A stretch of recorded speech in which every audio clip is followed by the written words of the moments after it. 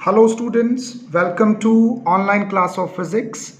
In this lecture, we are going to do numericals on cross product. You know that cross product is one way to multiply two vectors when you need the resultant of two vectors as a vector. ठीक है, हमारे पास physics में ऐसी बहुत सारी situations है. So let's start with our first and simplest numerical. We have been given two vectors, a vector I cap plus 3j cap plus 2k cap and b vector 3i cap plus j cap plus 2k cap. हमें इन दोनों की cross product को find out करना है. So let's start the solution. How to do that? सबसे पहले हमें पता है कि यहाँ पे हमें एंगल गिवन नहीं है. अगर हमें एंगल गिवन नहीं है तो हम डिटर्मिनेंट बना के इसको सॉल्व करेंगे. राइट, क्या बताया था मैंने आपको तरीका? आई cap minus J cap then के कैप. फिर ए वेक्टर के कंपोनेंट्स लिख लो. आई कैप का कोफिशिएंट कितना है? 1, जे कैप का 3, के कैप का 2. इसी तरह बी वेक्टर के लिख लो. आई कैप का कोफिशिएंट कितना है? 3, जे कैप का कितना है? 1, के कैप का कितना है? 2. Now we need to solve this. इसको कैसे सॉल्व करेंगे? बड़े डिटर्मिनेंट को छोटे डिटर्मिनेंट्स में तोड़ लेंगे. आई कैप को तोड़ना, आई कैप के लिए बनाना है कोफिशिएंट, तो इसको भूल जाओ, इसकी रो को और इसके कॉलम को भूल जाओ. बाकी जो बच गए उनको लिख दो. फिर जे कैप अपने साइन के साथ आएगा. इसके लिए छोटा डिटर्मिनेंट क्या बनेगा? जे कैप की रो भूल जाओ, उसका कॉलम भूल जाओ. क्या बचा? 1 3 2 2. ये लिख लो. राइट, इसी तरह से आपको के कैप का छोटा डिटर्मिनेंट लिख लेना है. इसका क्या बनेगा? के की रो भूल जाओ और उसकी कॉलम भूल जाओ. क्या बचा? 1 3 3 1. ठीक है, तो इतना सिंपल है ये. अभी बस जैसे मैंने आपको सिखाया था कि पहले इन दोनों की multiply, 3 2s are 6 minus 2 1s are 2. इसी ऑर्डर में करना है, इसको भूलना मत. जे कैप के coefficient 1 2s are 2 minus 3 2s are 6 plus के cap 1 1s are 1, 3 3s are 9. Right, अभी 6 माइनस 2 कितना आ गया? That's 4 I cap. Okay, what's 2 minus 6? That is minus 4. एक माइनस बाहर पड़ा है तो प्लस बन गया 4 जे कैप. और 1 माइनस 8 माइनस 8 के cap. So this is this much simple कि हमें एंगल नहीं गिवन है और हमें उनको क्रॉस प्रोडक्ट करना है. आई होप आपको ये सॉल्यूशन जो है ये समझ में आ गया होगा. Let's go on to the next problem. First problem के साथ ही रिलेट करती है. हमें moment of force find out करना है. इफ़ यू थिंक कि आपने इसके बारे में सुना नहीं है तो सुना है. टॉर्क को ही मोमेंट ऑफ फोर्स बोलते हैं. यहाँ पे मोमेंट वर्ड का मतलब है रिलेटेड टू रोटेशनल मोशन. तो रोटेशनल मोशन में जो फोर्स काम करती है उसको क्या बोलते हैं? टॉर्क बोलते हैं. The turning effect of force is called torque. कितनी फोर्स है वो? ये फोर्स है 3 I cap 4 J cap minus 4 के कैप 5 के कैप. किस पॉइंट के अबाउट लग रही है? देखो, जब कोई चीज़ घूमती है एक पॉइंट के अबाउट घूमती है ना, जैसे ये फिक्स पॉइंट कर लूँ मैं, तो इसके अबाउट इस पेन को घुमाऊँ तो ये वाला मेरी दो फिंगर्स के बीच वाला पॉइंट कौन सा होगा? Fix point. और ये किसके पॉइंट, किसके अलाउंग काम कर रही है? इस पॉइंट की. यहाँ पे मेरी फिंगर है on the other edge, cap वाली साइड. तो हमें इन पॉइंट्स के क्या दे रखे हैं? कोऑर्डिनेट्स दे रखे हैं. ठीक है, किस पॉइंट के अबाउट कर रहा है? 1 माइनस 1 माइनस 1. और इधर क्या कर रहा है? 1 0 माइनस 2. अब ये O फिक्स पॉइंट है, ए पॉइंट पे फोर्स लग रही है और ऐसे ये घूम रहा है. तो हमें पता है कि जो टॉर्क होता है it is nothing but radius vector cross F vector force vector. Force vector तो ऐसा सच गिवन है. क्या गिवन नहीं है? रेडियस वेक्टर नहीं गिवन है. अब you are very smart to understand this. अगर O पॉइंट पे एक चीज़ फिक्स है, ए पॉइंट के अबाउट फोर्स लग रही है, तो ऐसे घूमेगा ये लाइक दिस. तो यही आपका OA क्या बनेगा? रेडियस बनेगा. So let's find radius vector from here. Radius vector कैसे बनेगा? यहाँ से रेडियस वेक्टर बनाने के लिए आपको कुछ नहीं करना है. रेडियस वेक्टर बनाने के लिए आपको इस पॉइंट के कोऑर्डिनेट्स में से इस पॉइंट के कोऑर्डिनेट माइनस करके उसके साथ आई जे के कैप लगाते जाना है. तो पहले मैं सबसे पहले यहाँ पे इसको ऐसे ही छोड़ के चलता हूँ. इक्वेशन 1 में पहले मैं आर वेक्टर फाइंड आउट कर लूँ. R A vector is nothing but my O A vector. ये कैसे फाइंड आउट करूँगा? 1 minus 1 x2 minus x1 i cap plus साथ में क्या आ जाएगा, y2 माइनस y1। तो यहाँ पे क्या आएगा, साथ में आ जाएगा 0, ठीक है, और उसके साथ क्या आएगा, माइनस ऑफ 1, 2 बार आएगा ना माइनस, जे कैप, और साथ में क्या आ जाएगा, प्लस -2, माइनस एक फॉर्मूला वाला आ गया करने वाला, और एक यहाँ पे आ गया, साथ में क्या आ गया, k cap. Now if you solve it up you are going to get 0 i cap, right. Then इसको करेंगे 0 माइनस माइनस क्या बन जाएगा, +1 जे कैप। इसको करेंगे -2 + 1, this will become -1 k cap. So your radius vector is nothing but 0 I cap, 1 j cap, -1 k cap. Now we can expand this torque vector. कैसे करेंगे, वैसे ही, क्योंकि एंगल तो कोई गिवन नहीं है, तो I -j k। अब रेडियस वेक्टर के I j k के कॉफिशिएंट क्या है, I का कॉफिशिएंट है 0, j का कॉफिशिएंट है 1, k का कॉफिशिएंट है -1। और फोर्स वेक्टर के लिए हमारे पास क्या है कंपोनेंट्स, 3, 4 एंड -5, 3, 4 एंड -5। अब आपको इनको फर्स्ट न्यूमेरिकल की तरह एक्सपैंड करके क्या करना है, मल्टीप्लाई करना है। आई कैप का कॉफिशिएंट क्या आएगा, इसकी रो भूल जाओ, इसका कॉलम भूल जाओ, 1, 4 -1, सॉरी यहाँ पे प्लस आना था, 1, 4 -1 -5। इसी तरह से आपका जे कैप का कंपोनेंट्स लिखने के लिए डिटर्मिनेंट तोड़ोगे, इसकी रो बोल जाओ, इसका कॉलम 0, 3 -1 -5। इसी तरह से अगर हम यहाँ पे के कैप के लिए काम करें तो के कैप की रो भूल जाते हैं और इसका कॉलम भूल जाते हैं, क्या बचा, 0, 3, 1, 4 ये लिख देते हैं। Now if I solve this up I am certain to get the result that is minus, आप अपने आप सॉल्व करोगे इसे, -i cap -3 j cap -3 k cap. This is how we can find out the answer, and this will be the torque acting on the particle, right, जिसके बारे में बात हो रही थी। Let's go on to the third problem. This is again the simple one. Third problem में हमारे पास क्या है, थर्ड प्रॉब्लम में हमें किसी पैरेललोग्राम का एरिया फाइंड आउट करना है जिसकी दोनों साइड्स हमें दे रखी हैं। हमें पता है कि जो एरिया ऑफ पैरेललोग्राम होता है, किसी ऐसी पैरेललोग्राम का जिसकी दोनों एडजेसेंट साइड्स वेक्टर के द्वारा दी जाएं, तो वहाँ पे उन वेक्टर्स की क्रॉस प्रोडक्ट का हमें क्या लेना होता है, मॉडुलस लेना होता है। तो सबसे पहले क्रॉस प्रोडक्ट तो फाइंड आउट करनी पड़ेगी ना, तभी उसके बाद उसका मॉडुलस लेंगे। So you need to find this cross product. Let's say this is A vector and this is B vector. क्योंकि यहाँ पे एंगल नहीं है तो डिटर्मिनेंट बना के करना पड़ेगा। ज़्यादातर प्रॉब्लम्स जो है ना इसकी क्रॉस प्रोडक्ट की, वो डिटर्मिनेंट बना के ही होती हैं, और फॉर्मूला के अंदर ही जे कैप के साथ क्या होता है, माइनस। तो फर्स्ट वेक्टर में आई कैप का कॉफिशिएंट कौन है, 3, जे कैप का कौन है, 4, के कैप का नहीं है तो क्या आ गया, 0। अंडरस्टैंड। और यहाँ पे 3 आई कैप यानी कि -3, जे कैप का कितना है 7, के कैप का कुछ नहीं है तो 0। अब यहाँ पे थोड़ा स्मार्ट वर्क कर सकते हो आप। स्मार्ट वर्क कैसे, अभी मेरे को पता है कि आप इसको तोड़ोगे छोटे डिटर्मिनेंट्स में, तो जब इसको तोड़ने की कोशिश करोगे आप तो यहाँ पे क्या होगा, when you try to break it up तो आप ऐसे करोगे, आई कैप का कॉफिशिएंट क्या आएगा, इसकी रो छोड़ दो, इसका कॉलम छोड़ दो, 4, 0, 7, 4 इसी तरह से आएगा। इसी तरह से आप जे कैप का लिखना चाहोगे, जे कैप का क्या लिखोगे, इसकी रो भूल जाओगे, इसका कॉलम भूल जाओगे, 3 -3 0 0, राइट।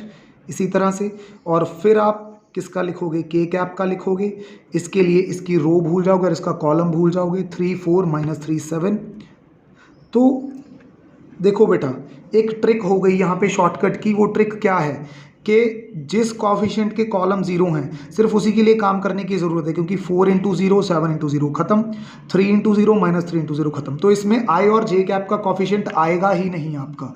सिर्फ किस चीज़ का कॉफिशिएंट आएगा, यहाँ पे आपका सिर्फ और सिर्फ किस चीज़ का कॉफिशिएंट बनेगा, यहाँ पे सिर्फ आपका के कैप का कॉफिशिएंट बनेगा। किसका, के कैप का। तो के कैप का कॉफिशिएंट हम बना लेते हैं। What will be the coefficient of K cap, the coefficient of k cap is going to be देखो क्या था वहाँ पे उस डिटर्मिनेंट में, it was, let's watch it again, के कैप का 3 - 3 4 और साथ में क्या था 7। तो इसको अगर मैं यहाँ पे मल्टीप्लाई करूँ, this comes out to be, इसको कैसे सॉल्व करूँगा यहाँ पे पुट करके, 3 × 7 becomes 21, minus of minus 4 3s are become 12, ये माइनस माइनस प्लस हो गया, this comes out to be 33 k cap. अब ये तो निकल गया A क्रॉस B, राइट, ये क्या आ गया आपका A क्रॉस B आ गया। अभी एरिया निकालने के लिए आपको इसका क्या लेना है, आपको इसका मॉडुलस लेना है A क्रॉस B का। मॉडुलस लेना क्या होता है, अंडर रूट लेके जो आपके पास वेक्टर है उसके कॉफिशिएंट्स का स्क्वायर। यहाँ पे तो आई जे के तो कॉफिशिएंट है ही नहीं, के हैं सिर्फ, के का कॉफिशिएंट कितना है 33, इसका अगर मैं स्क्वायर करूँगा भी तो मेरे पास ये आएगा, साथ में यूनिट क्या आ गई स्क्वायर यूनिट्स। हमें एक्चुअल यूनिट नहीं पता है ना, तो it may be in meters, it may be in centimeters sides की जो लेंथ है, तो हमने स्क्वायर यूनिट कर दिया। अगर मीटर होगा तो मीटर स्क्वायर आ जाएगा, सेंटीमीटर होगा तो सेंटीमीटर स्क्वायर आ जाएगा। Let's go on to another problem. इस प्रॉब्लम में थोड़ा सा फर्क है, इसमें हमें पैरेललोग्राम के डायगोनल्स गिवन है। आप याद रखना, जब भी आपके पास ऐसी सिचुएशन हो कि आपको डायगोनल्स गिवन हैं, this is D1 diagonal, this is D2 diagonal, तो उस केस में आपका बेटा जो एरिया होता है, ठीक है, याद रखना, if diagonals are given, area of parallelogram कब, if diagonals are given, right.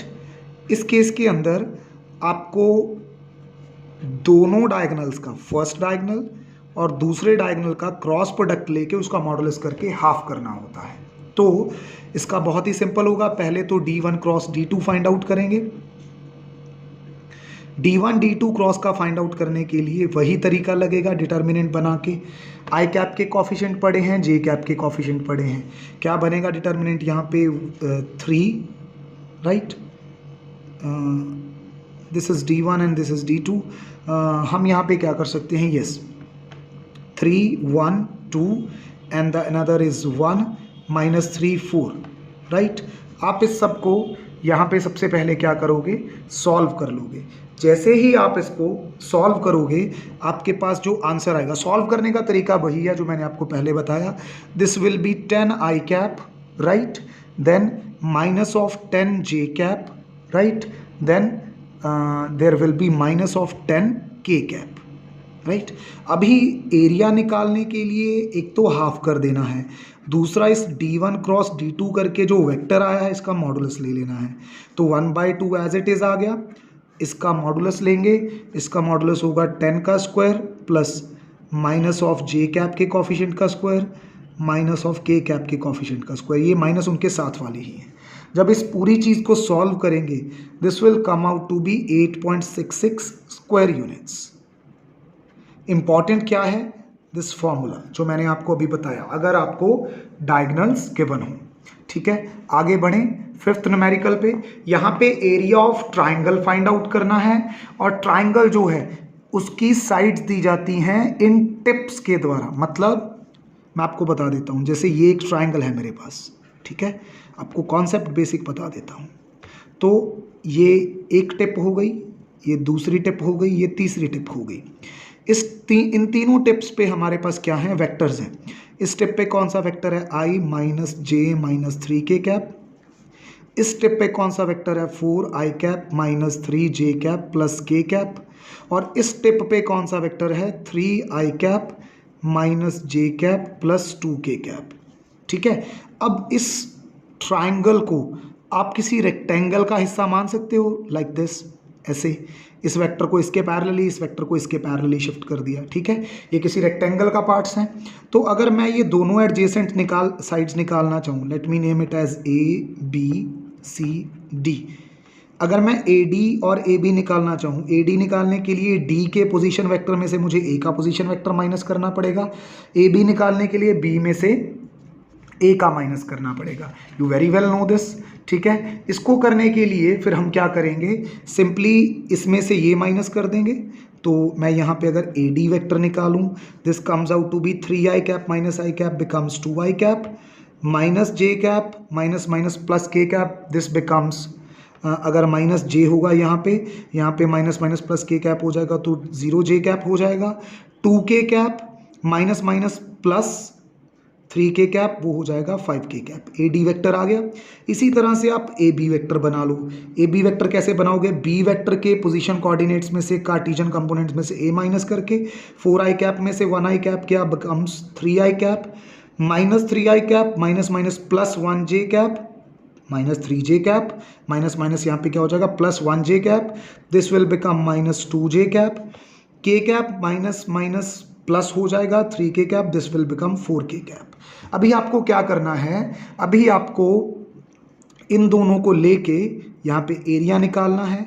हमें पता है कि ट्राइंगल का एरिया पैरेललोग्राम के एरिया से हाफ होता है, तो हाफ आके यहाँ पे A D vector cross A B vector आपको कर देना है। तो सबसे पहले क्रॉस प्रोडक्ट फाइंड आउट करोगे, फिर उसका हाफ करोगे, then you will get your answer. तो इस तरह से इस न्यूमेरिकल को हमें यहाँ पे सॉल्व करके चलना है। I hope you would be able to do that, right. इसको आगे आप सॉल्व कर लोगे। फाइन, चलो। अब ज़रूरी नहीं है कि इन्हीं दो साइड्स को लेके करना, आप कोई और दो साइड्स लेके कर सकते हो, तो वो फिर उस तरह का डायगोनल यूज होगा। Let's move ahead. ये 5th न्यूमेरिकल करने के बाद आगे बढ़ते हैं। Let's start the problem number 6। Problem number 6 हमारे पास यहाँ पे क्या है? प्रॉब्लम नंबर 6 है कि हमें प्रूव करना है कि ये दोनों वेक्टर्स पैरेलल हैं। अब इन दोनों वेक्टर्स को पैरेलल प्रूव करने का तरीका है कि दो वेक्टर्स पैरेलल तब होते हैं जब उनकी क्रॉस प्रोडक्ट किसके बराबर होती है? 0 के बराबर। We learn this property. तो आपको यहाँ पे कुछ नहीं करना है, दोनों वेक्टर्स की क्रॉस प्रोडक्ट करके देख लेनी है। क्रॉस प्रोडक्ट करना तो अब हम बहुत अच्छे से सीख चुके हैं। आई cap minus J cap K cap. आई के कैप कॉफिशिएंट्स क्या हैं? 2 -3 -1 और यहाँ पे क्या है? -6 9 और 3। आप इनकी क्रॉस प्रोडक्ट कैसे करोगे? वही आई के लिए छोटा डिटर्मिनेंट, जे के लिए छोटा डिटर्मिनेंट, के लिए छोटा डिटर्मिनेंट। इसकी रो भूल जाओ अगर आई कैप का निकालना उसकी। जब आप इसको सॉल्व करोगे, what are you going to get? I cap के कॉफिशिएंट क्या आएंगे आपके पास? -9 +9, इसको इसके साथ, इसको इसके साथ। जे कैप के कॉफिशिएंट आएंगे 6 -6। के कैप के क्या कॉफिशिएंट्स आएंगे? 18 -18। If you solve it up, you are going to get 0 I cap minus 0 J cap plus 0 K cap. It means whole vector is 0. अगर is equal to 0 है तो A vector B vector के यहाँ पे क्या है? Parallel है। This much simple. इतना सिंपली आप इसको क्या कर सकते हो? यहाँ पे प्रूव कर सकते हो। Let's go on to the 7th numerical. Determine the sine of angle between these two vectors. हमें पता है कि किन्हीं दो वेक्टर्स की क्रॉस प्रोडक्ट किसके इक्वल होती है? पहले वेक्टर का मॉडुलस, अंडरस्टैंड, दूसरे वेक्टर का modulus, sine of angle between them and a unit vector which is perpendicular to the plane of these A and B vector and the direction is given by right hand rule और Maxwell screw rule. अच्छा, अभी sign निकालना है तो दोनों तरफ क्या ले लो? मॉडुलस ले लो, और इस फॉर्मूला को बाद में आप डायरेक्टली याद कर लेना। अगर मैं दोनों तरफ मॉडुलस लूँगा तो इधर बन जाएगा मेरे पास ए वेक्टर क्रॉस बी वेक्टर। ये तो पहले ही मॉडुलस में है, इनका तो कुछ होगा नहीं, क्योंकि साइन ऑफ स्मॉलर एंगल लेते हैं तो वो भी पॉजिटिव ही रहेगा। एन कैप का यहाँ पे क्या आ जाएगा? मॉडुलस। अब किसी भी यूनिट वेक्टर का मॉडुलस कितना होता है? यूनिट वेक्टर का मॉडुलस कितना होता है? 1। तो ये खत्म हो गया। तो यहाँ से आपके पास साइन थीटा का फॉर्मूला बन जाएगा क्या? दोनों वेक्टर की क्रॉस करके उसका मॉडुलस लेना डिवाइडेड बाय इंडिविजुअल वेक्टर्स का मॉडुलस लेना जिनके बीच में sine of angle find out करना है। तो A cross B find out करेंगे इन दोनों वेक्टर से, फिर उसका क्या ले लेंगे? मॉडुलस। ए वेक्टर का इंडिविजुअल मॉडुलस, बी वेक्टर का इंडिविजुअल मॉडुलस। अब ये सारी बातें हम करना यहाँ पे सीख चुके हैं। तो अल्टीमेटली अगर मैं यहाँ पे देखूँ तो मेरे पास जो रिजल्ट्स आएंगे, ठीक है, ए क्रॉस बी करने के बाद अगर उसका मॉडुलस लूँगा तो उसका रिजल्ट मेरे पास आ रहा है 8√3। ठीक है, आप करके देखोगे अपना, राइट। इसी तरह से अगर मैं ए वेक्टर का मॉडुलस फाइंड आउट करूँ, वो मेरे पास आ रहा है 14। ये कैसे करते हैं वो आपको सिखा रखा है। बी वेक्टर का मॉडुलस फाइंड आउट करूँ तो वो कितना आता है? 24। If I solve whole of this, I am certain to get 2/√7। तो मेरा यहाँ पे दोनों के बीच का एंगल कितना आ गया, theta is equal to sine inverse 2/√7 and you can leave the answer here. This is how we find the sine of angle between two vectors. याद रखना ये वाला फॉर्मूला, राइट। इन दोनों की पहले क्रॉस प्रोडक्ट करके मॉडुलस फाइंड आउट करना है, नीचे फिर इंडिविजुअल ए वेक्टर का मॉडुलस, फिर बी वेक्टर का modulus. These are old things for you. चलो अगले क्वेश्चन पे चलते हैं। अगला क्वेश्चन हमें क्या सजेस्ट करता है कि हमें एक ऐसा यूनिट वेक्टर फाइंड आउट करना है जो ए और बी वेक्टर के परपेंडिकुलर है, ठीक है। तो इसकी भी मैं आपको सिर्फ क्या बताऊंगा यहाँ पे, इसकी भी मैं आपको स्टार्टिंग बता के चलूंगा। आई hope you will understand this, right. एक मिनट, जस्ट अ मोमेंट। इसकी स्टार्टिंग कैसे डिस्कस करेंगे हम, देखो हमें पता है, वी नो दैट कि जो हमारे पास वेक्टर्स होते हैं, कौन से, दो वेक्टर्स हों और उनकी हमें क्रॉस प्रोडक्ट करनी हो, means we have A cross B, तो ये रिजल्ट किसके इक्वल आता है, ए वेक्टर का मॉडुलस, बी वेक्टर का modulus, sine of angle between the given vectors, और वो कितना है, परपेंडिकुलर। तो यहाँ पे पहले ही साइन ऑफ 90 लिख दूं, साथ में क्या आता है एन कैप। साइन ऑफ 90 कितना हो गया, 1 हो गया। तो अल्टीमेटली आपके पास यहाँ पे एन कैप का फॉर्मूला क्या बनेगा, ये सब नीचे लाके ए वेक्टर क्रॉस बी वेक्टर, नीचे उनका क्या डिवाइड होगा, इंडिविजुअल वेक्टर्स का मॉडुलस डिवाइड होगा।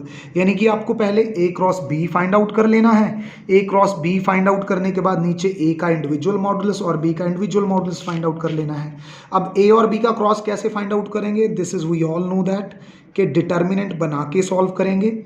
डिटर्मिनेंट बनाने के लिए वही I cap minus J cap K cap, क्या बनेगा, आई कैप के कॉफिशिएंट 2 1 1, बी के यहाँ पे बी वेक्टर के क्या है 1 -1 2। जब इनकी क्रॉस प्रोडक्ट फाइंड आउट करेंगे डिटर्मिनेंट को एक्सपैंड करके, वो आ जाती है हमारे पास 3 I cap minus 3 J cap minus 3 के कैप। इस तरह से हमारे पास ये आ जाएगी, राइट। अभी ए वेक्टर और बी वेक्टर का इंडिविजुअल मॉडुलस देखेंगे।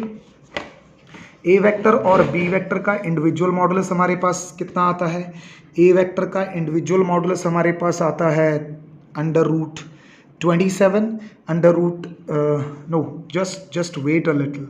यहाँ पे हमने क्या किया, जस्ट अ मोमेंट, एक चीज़ हम यहाँ पे और कर सकते थे, इसको मैं थोड़ा और इजी बना सकता था। कैसे,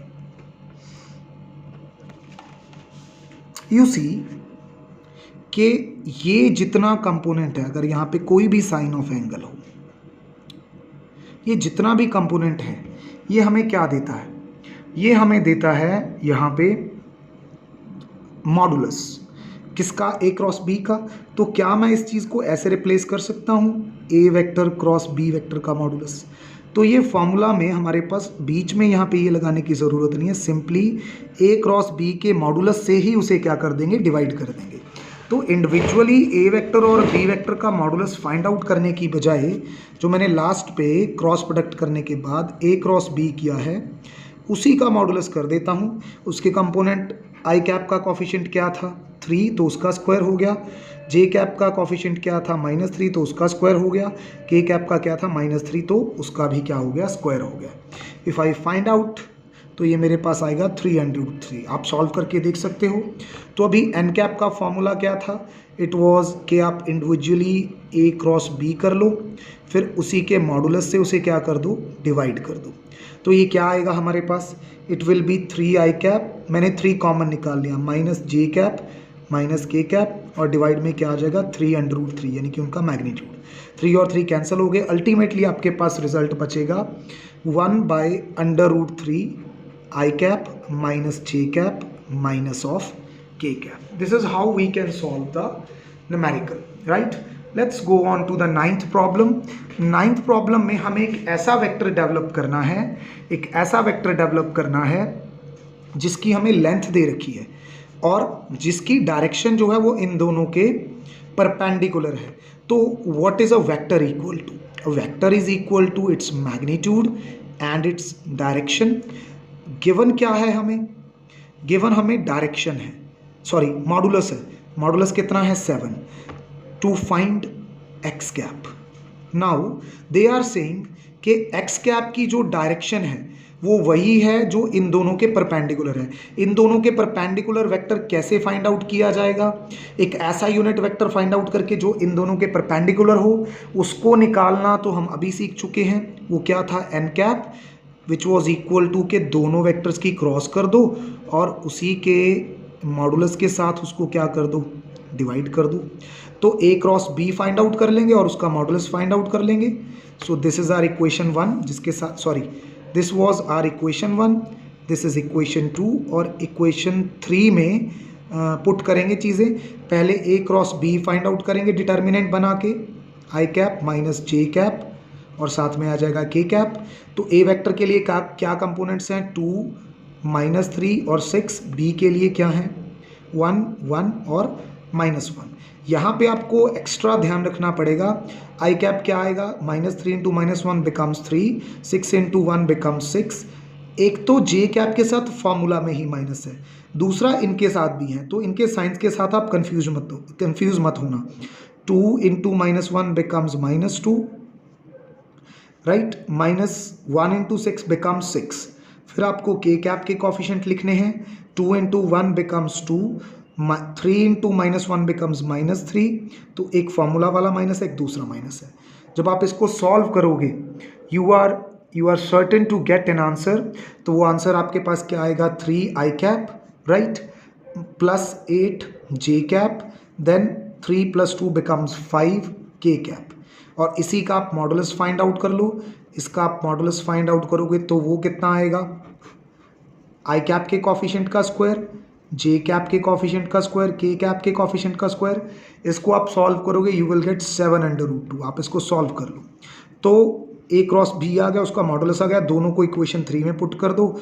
आपका एक्स कैप या फिर आप जिसे बोल रहे थे एन कैप, वो क्या आएगा? That will be 3 I cap, 8 J cap, 5 K cap और इसी के साथ डिवाइड में क्या आएगा? 7/√2। ये चीज़ आ गई। अब ये हो गई इक्वेशन नंबर 4। इक्वेशन नंबर 2 और 4 को 2 से आपको मॉडुलस मिल रहा था, 4 से आपको डायरेक्शन मिल रही है, इसको 1 में पुट कर दो। तो आपका एक्स वेक्टर क्या होगा?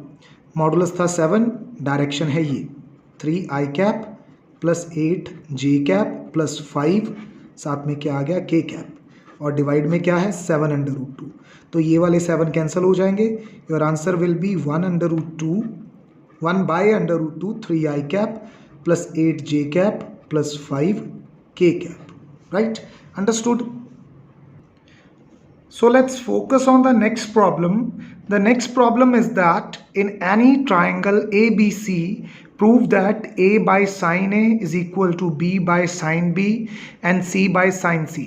Now, first of all, you need to understand what is this small a, B and C and what is this capital A, B and C. Of course, you can see कि अगर in capital A B C के साथ sign है तो यहाँ पे क्या है? ये एंगल्स हैं।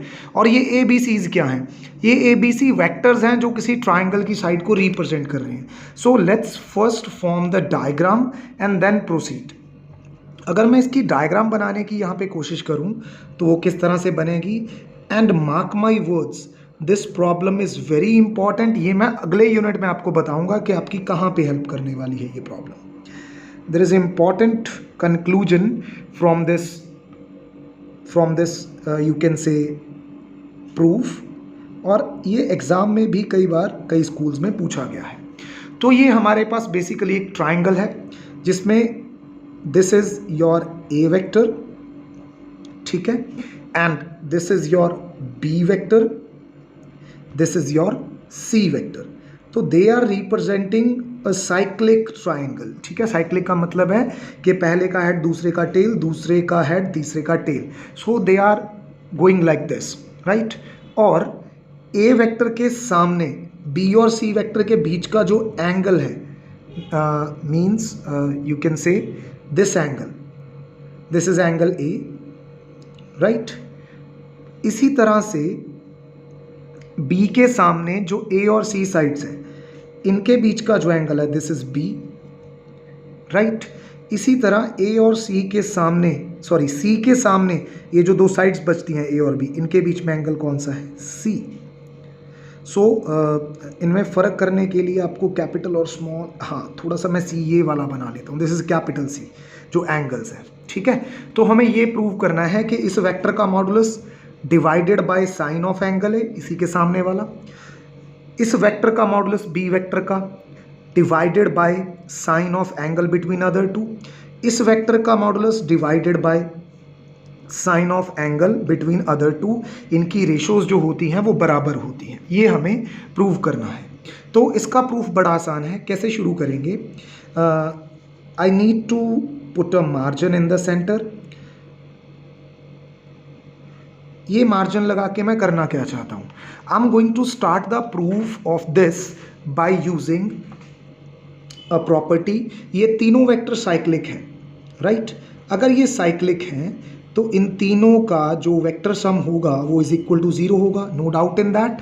क्योंकि अगर आप इस पॉइंट से चलते हो तो आप वापस यहीं पे आ रहे हो, ठीक है। कोई इसमें हमें समझने में परेशानी नहीं है। इसी प्रॉपर्टी को यूज़ करके मैं इधर से स्टार्ट करूँगा काम अपना। बस फ़र्क क्या रखूँगा, एक बार तो मैं यहाँ से सी को उस तरफ ले जाऊँगा। What I am going to get, A vector plus B vector is equal to minus of C vector. एक तरफ इधर से क्या करूँगा मैं, बी वेक्टर को उधर लेके जाऊँगा। These are just like the proofs of the theorem जो आप 10th स्टैंडर्ड में करते थे। तो थोड़ा सा मेमोराइजिंग पार्ट है यहाँ पे, याद रखने वाली बात है, but there is no such issue कि हम नहीं कर सकते इसको। इसके बाद क्या करोगे, इस तरफ दोनों तरफ आप सी वेक्टर के साथ इसको क्रॉस प्रोडक्ट कर दोगे, यानी कि ए वेक्टर प्लस वी वेक्टर के सम को क्रॉस करेंगे सी वेक्टर के साथ, और इधर भी सी वेक्टर को क्रॉस करेंगे सी वेक्टर के साथ। तो इस तरफ तो प्रॉपर्टी लग जाएगी कि दो वेक्टर्स, अब सी वेक्टर खुद के तो पैरेलल ही है ना, तो इसकी क्रॉस प्रोडक्ट क्या बनेगी, 0। नेगेटिव यहाँ पे कोई ज़्यादा मायने नहीं रखता।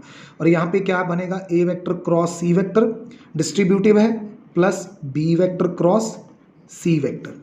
अच्छा, इस ब्रैकेट को इधर ओपन किया है, ए क्रॉस सी, ऑर्डर मत बदल देना, B cross C is equal to 0।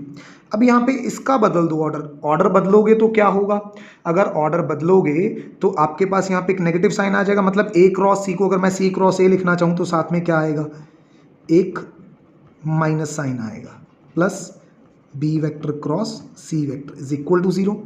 ये बन गया। अब सेम काम आप इधर करो, इधर भी आप किसके साथ मल्टीप्लाई कर दो, दोनों तरफ बी वेक्टर है ना दूसरी तरफ, तो बी वेक्टर के साथ ही क्रॉस कर दो। एक ट्रिक है इसके प्रूफ को करने की। तो इस तरफ क्या होगा, ये डिस्ट्रीब्यूट हो जाएगा, ए क्रॉस बी प्लस सी क्रॉस बी, राइट। और दूसरी तरफ क्या होगा, अब बी वेक्टर खुद के तो पैरेलल ही है, तो नेगेटिव हो ना हो ये आंसर क्या हो जाएगा, 0। अब आप यहाँ पे क्या करो, इसका जो बी क्रॉस सी है इसका अगर मैं ऑर्डर बदलूँ यहाँ पे, इसको सी क्रॉस बी को बी क्रॉस सी करूँ तो साथ में क्या आ जाएगा, एक नेगेटिव साइन आ जाएगा, अंडरस्टूड। तो यहाँ पे ये बन जाएगा बी क्रॉस सी, साथ में क्या हो जाएगा, इज इक्वल टू 0। अब ये दोनों आइडेंटिटीज को सही करके लिखो, कैसे, let me help you in that. यहीं से इसको कंटिन्यू करते हैं so that you may see the things, ठीक है। चलो, तो आपके पास पिछला भी आ गया सारा, यहाँ से देखते जाना क्या चीज़ थी। अच्छा, इसको आगे कंटिन्यू करूँगा तो what I am going to get, I am going to get the result B vector cross C vector. ये पूरी ब्रैकेट पूरी टर्म को उठा के उधर ले गया, ये बन गया सी वेक्टर क्रॉस ए वेक्टर। इस तरफ से इसको सॉल्व किया तो ये बन गया A vector cross B vector is equal to B vector cross यहाँ पे क्या आ जाएगा, C vector. Now look at these two equation, A vector cross B vector is equal to B cross C, B cross C is equal to C cross A. इन दोनों equations को अगर मैं इकट्ठा करके लिखूं, देखो ये इसके बराबर है और ये इसके बराबर है, तो इसका मतलब तीनों एक दूसरे के बराबर है, implies that A vector cross B vector, ठीक है, then there is equal to B vector cross C vector is equal to C vector cross A vector, right. ये चीज़ आ गई। अब क्या करो, आप मेरी हेल्प करो इसका मॉडुलस फाइंड आउट करने में। मॉडुलस ले लेते हैं सभी के साथ। तो किसी क्रॉस प्रोडक्ट का मॉडुलस फाइंड आउट करते हैं। पहले तो क्रॉस प्रोडक्ट क्या होती है, A vector cross B vector का क्या होगा, ए वेक्टर का मॉडुलस ए, बी वेक्टर का मॉडुलस बी, साथ में आता है sine of angle between them. अब आप ध्यान से देखना यहाँ पे, this is your A vector, right, this is your B vector. आपके लिए अंदर वाले एंगल मायने रखते हैं? बिल्कुल भी नहीं, क्योंकि दो वेक्टर की टेल के बीच का एंगल लेते हैं हम हमेशा। दो वेक्टर के एंगल लेने का मतलब है कि उनकी टेल के बीच का एंगल। तो यहाँ पे इस पॉइंट पे जहाँ पे मेरा पेन का निब है अभी, इस पे ए वेक्टर खत्म हो रहा है और बी शुरू हो रहा है, तो मतलब अंदर वाला एंगल तो मैं ले ही नहीं सकता, मुझे ये बाहर वाला एंगल लेना होगा 180 माइनस सी। उसी तरह बी वेक्टर और सी वेक्टर देखो, यहाँ पे बी वेक्टर का हेड है और सी वेक्टर की क्या है, टेल। तो ये अंदर वाला एंगल तो मेरे किसी काम का नहीं है, मेरे काम का ये बाहर वाला, दिस विल बी 180 माइनस ए। इसी तरह से इन दोनों के बीच ये वाला काम का नहीं है, ये वाला काम का है, so this is 180 minus B. तो अब आपको एंगल पता चल गए कौन से लेने हैं, ए और बी वेक्टर के बीच का एंगल है 180 माइनस सी, राइट। अब आप सोचोगे कि यहाँ एन कैप आना था, मैं नहीं ले रहा उसको, क्यों? क्योंकि मॉडुलस है, एन कैप का मॉडुलस 1 हो जाएगा। इसी तरह से आप ले लो यहाँ पे B C sine of 180 minus A, देखो बी वेक्टर और सी वेक्टर में ये वाला एंगल। इसी तरह इज इक्वल टू करके सी ए साइन 180 माइनस बी, ठीक है। अब क्या करो, इसको सॉल्व कर लो। साइन ये हो गया 90 इंटू 2, जब इवन मल्टीपल्स हों यहाँ पे इस जगह पे तो चेंज नहीं होता, this will become sine C, this will become sine A and this will become sine B. अब पूरी इक्वेशन को ए बी सी के साथ क्या कर दो, डिवाइड कर दो, कर दिया। यहाँ पे ए बी कैंसिल, यहाँ पे बी सी कैंसिल, यहाँ पे सी और ए कैंसिल, क्या बचेगा, sine C by small C, ठीक है, sine A by small A, sine B by small B, इसका ले लो रेसिप्रोकल, तो ये बन जाएगा ठीक ठाक करके आपका।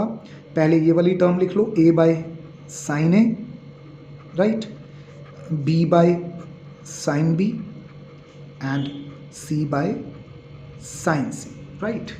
तो इस तरह से ये चीज़ें काम करती हैं। We will use this proof later on for next units, right.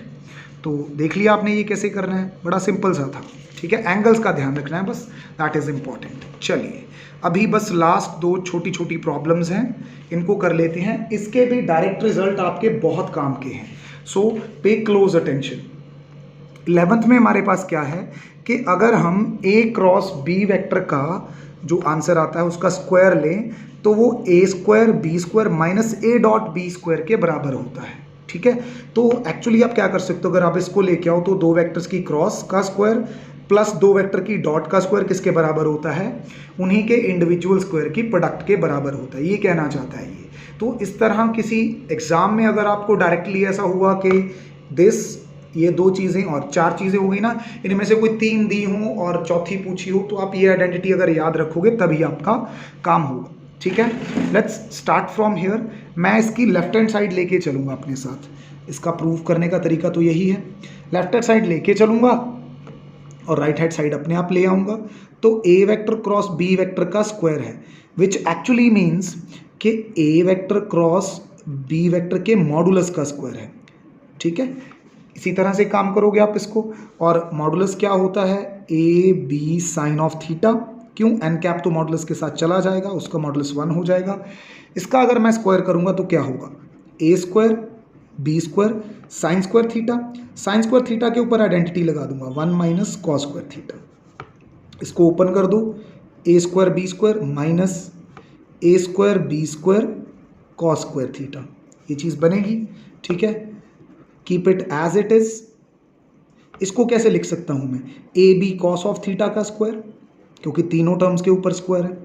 A B cos theta दरअसल क्या होता है, A B cos of theta होता है A vector dot B vector का square. I hope I get my result. इतना simple proof है, देखो इसका स्क्वायर लेके चले थे, ये चीज़ हमारे पास आ गई, यहाँ पे कुछ नहीं है, this was written by mistake.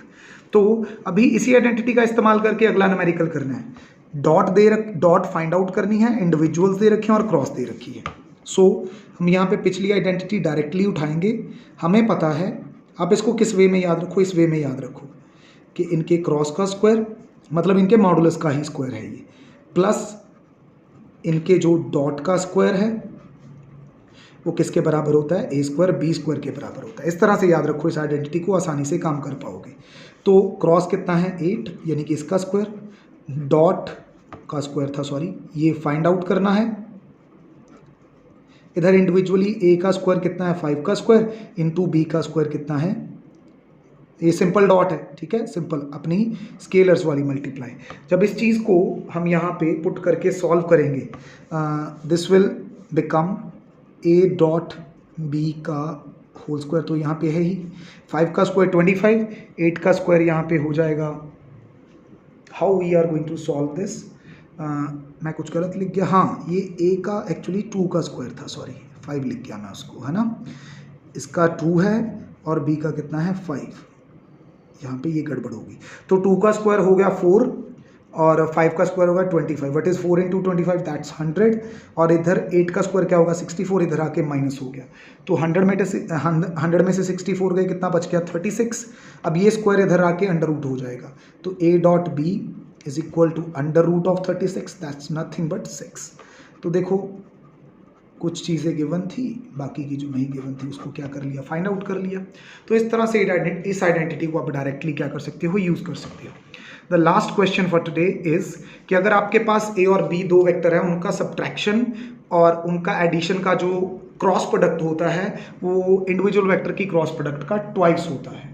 This is we have to prove. तो इसका भी हम क्या करेंगे, ये वाला साइड लेके चल पड़ेंगे। So what is our left hand side? It is a vector minus b vector cross with a vector plus b vector. Expand करेंगे इसको, a वेक्टर को पहले इन दोनों वेक्टर्स के साथ जब क्रॉस करवाऊंगा तो a vector cross a vector plus a vector cross b vector, जब b वेक्टर को क्रॉस करवाऊंगा minus b vector cross a vector, फिर minus B vector cross B vector. Now you know that एक vector को जब उसी के साथ क्रॉस करते हैं तो रिजल्ट क्या बनता है 0, this will remain as it is. ये बी क्रॉस ए है, अगर इसका ऑर्डर चेंज कर दूं, ए को पहले ले बी को बाद में, तो एक माइनस तो ऑलरेडी था, एक माइनस फिर आ जाएगा। इस तरह से ये भी क्या हो जाएगा, एक वेक्टर को उसी के साथ क्रॉस किया 0, तो ये माइनस माइनस हो जाएगा plus A vector cross B vector plus A vector cross B vector. तो ये 2 बार आ गई टर्म, इसको मैं कैसे लिख सकता हूँ, ए वेक्टर क्रॉस बी वेक्टर का twice. This is your right hand side. So this is all about today's lecture. Thank you.